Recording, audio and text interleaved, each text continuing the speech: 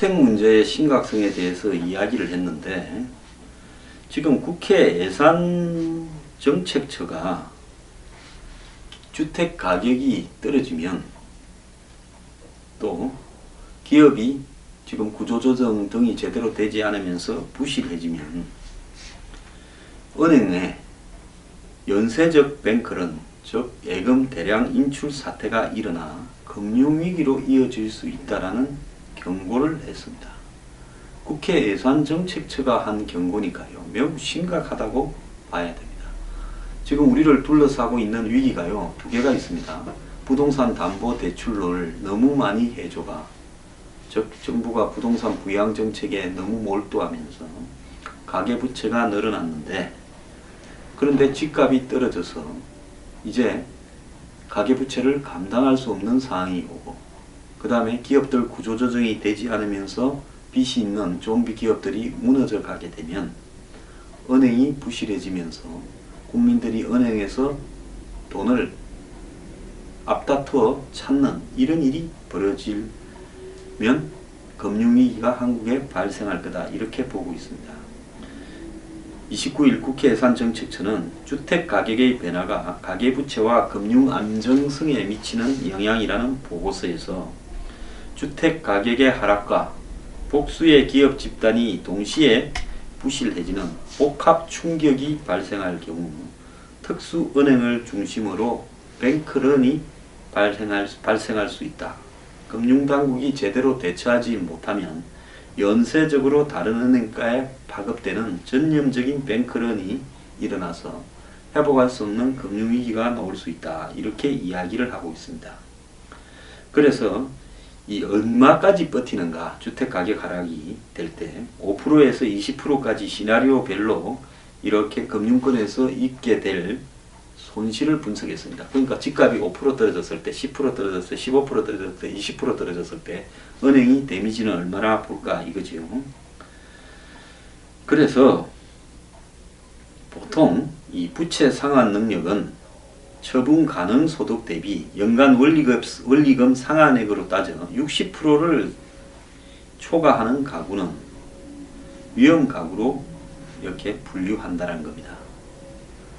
자, 내가 1년에 벌어들이는 소득에, 그 다음에 은행에 갚아야 될 원리금, 그러니까 내 소득 중에서 세금이나 사회보험료 등을 내고 가처분 소득을 가지고 그 다음에 은행에 빚을 갚아야 되는 원리금, 이 부분이 전체 가처분 소득 중에 60%가 넘게 되면 이거는 이제 빚을 못 갚는 거라고 보는 겁니다. 그렇지 않습니까?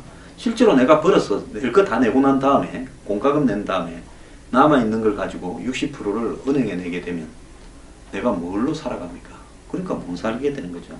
그 결과 20%가 하락하는 경우 금융부채액이 부동산 가치와 금융자산의 합을 초과하는 고위험 가구들이 엄청나게 생기면서 그 손실이 20조 8천억이 될 거라고 보고 있습니다.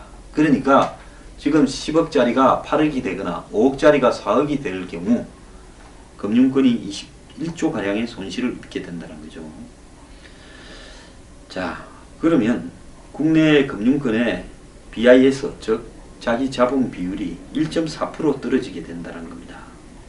고위험 가구 유형별 금융부채액이 부동산 가치의 60%와 금융자산을 합을 초과하는 경우로 넓히면, 그러니까 이 고위험 가구가 앞에 말한 부분에다가 더해서 금융부채액이 부동산 가구의 60%, 즉 내가 10억짜리 집을 갖고 있다면 은행에서 빌린 돈이 그 중에 6억이라는 거고, 그 다음에 내가 가지고 있는 이 금융자산, 즉 은행이나 이렇게 금융권에 가지고 있는 각종 자산을 합을 이렇게 은행에 지고 있는 빚이 부동산 가치의 60%와 금융자산의 합을 초과하게 되면, 즉 빚이 더 많은 경우에는 이 금융권 손실액이 28조 8천억으로 늘어나고 BIS는 2% 하락한다는 겁니다. 쉽게 이야기를 하자면 지금 직면하고 있는 가계부채가 주택가격이 20%만 하락을 해도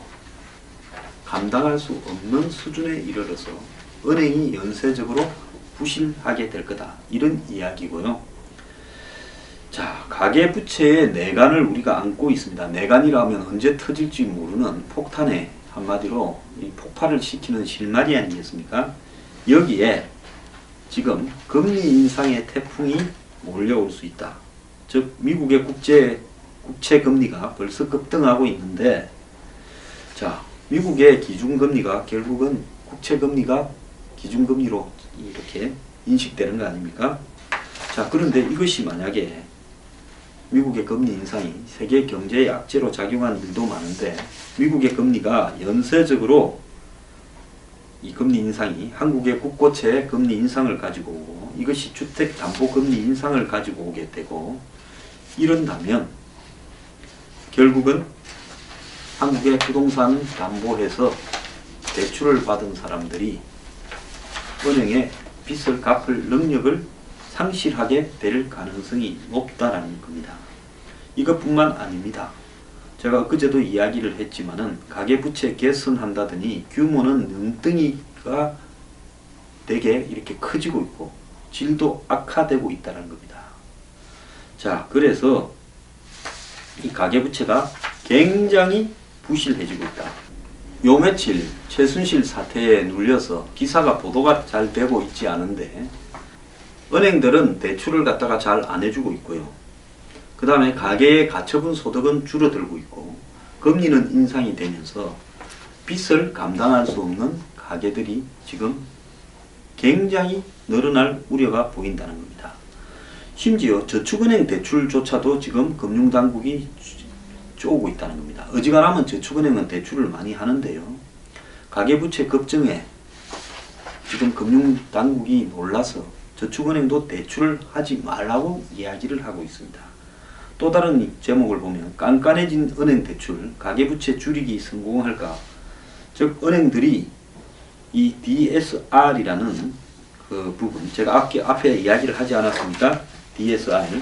그래서 그 처분 가능 소득 대비 연간 원리금 상하액, 그래서 그것이 60%가 넘으면 위험하다 보고 이 DSR이라는 개념을 동원해서 지금 부채를 줄이려고 하고 있습니다. 요즘 은행에 가면 별로 돈을 빌리기가 어려울 겁니다. 주택을 담보해서요. 자, 경제위기에 경고등은 켜졌는데 경제부총리나 정책당국들은 손발이 묶여서 뭘 하지도 못하고 있다. 이렇게 지금 이야기를 하고 있습니다. 요즘 건설회사들에는 건설회사가 안고 있는 부채에 대한 공포와 또 미분양 공포가 덮치고 있다. 이런 이야기가 난무하고 있습니다. 건설회사들 중에 다시 정리를 하겠다고 나서게 되면 숱한 회사들이 법정관리나 워크아웃으로 들어갈 수밖에 없고요. 이미 지방에는 아파트가 거의 팔리지 않고 있습니다. 그것뿐만 아닙니다. 지금의 경제 전반적인 지표가 외환위기 직전보다도 더 나쁘다. 즉 IMF 때 직전보다도 더 나쁘다는 겁니다. 그럼에도 불구하고 이걸 통제할 정부의 기능은 없어져 버렸습니다. 그래 놓고도 허구헌날 꼼수와 정쟁만 난무하고 있습니다. 누구도 신경 안 쓰고 있습니다. 제가 봤을 때 박 대통령 물러가기 전에 이 금융위기가 더 빨리 터져버릴 수 있지 않겠나, 이런 우려도 지금 나오는데요. 자, 뒤늦게 급해진 금융당국은 은행이나 저축은행 전금융권에 대출을 해주지 말고 대출 기준을 강화하라고 압박을 하고 있습니다. 미국발 금리 인상은 서서히 한국으로 날라오고 있습니다. 이제 국민들도 서서히 눈치를 채었습니다. 내년쯤 먼 사단이 날 것 같아. 소비도 줄이고 집도 안 삽니다. 미분양은 점점 더 늘어납니다. 자, 그런데 가계부채만 문제가 아닙니다. 기업부채도 2,500조가 넘어갈 겁니다. 가계부채 2배 정도 되는 걸로 알고 있습니다. 그러면 지금 기업부채 중에서도 수많은 상장회사의 3분의 1이 좀비 기업이라고 합니다. 가계부채와 기업부채가 지금 구조조정이 제대로 되지 않고 있고 이미 실기를 했습니다. 곳곳에 썩은 회사들이 지금 대출받은 돈으로 연명을 해왔는데요. 이제 대출이 중단되면 부도가 나기 시작을 할 겁니다. 이 두 개가 동시에 터지기 시작하면 역대 겪어보지 못한 퍼펙트 스톰이 올 수도 있습니다. 자, 이 위기를 누가 어떻게 극복하고 무슨 대책이 있습니까? 묻고 싶습니다.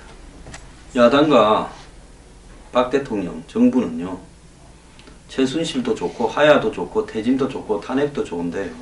그거하고는 별도로 비상경제기구를 즉각 출범시켜서요. 금융위기에 대비를 하기를 바랍니다. 이제 이렇게 말할 시간도 별로 남지 않았습니다.